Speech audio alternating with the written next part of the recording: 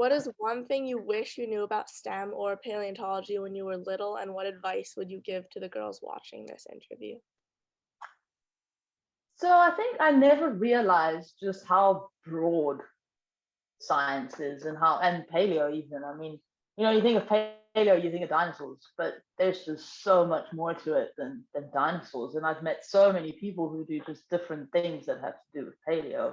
And it could be like molecular work or just different groups of animals or geology or environmental reconstructions or giant statistical analyses. Like it's just such a broad field of study, and I think I never realized that. And I guess it's okay. I didn't know what I wanted to do until quite far into my undergraduate studies, and I think that's okay. I think the advice I would give is that it's okay to not know exactly what you want to do, but expose yourself to lots of different aspects of the field. I did my undergrad in mainly biology, really, and that exposed me to all sorts of different, parts of science, including earth sciences. And yeah, so try and expose yourself to a lot of these different, aspects of science while you can, and then something will come up that you're like, okay, that's what I want to do. I want to study the mushrooms growing, I don't know, in my garden or whatever.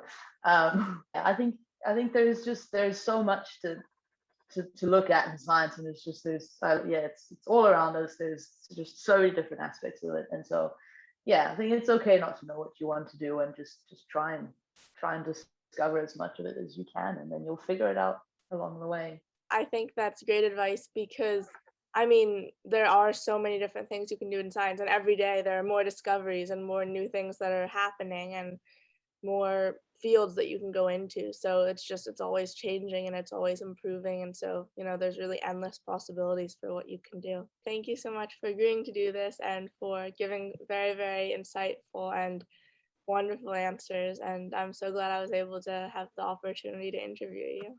It's a pleasure. Thank you for having me. I can't wait to see all of the other wonderful people you're going to interview.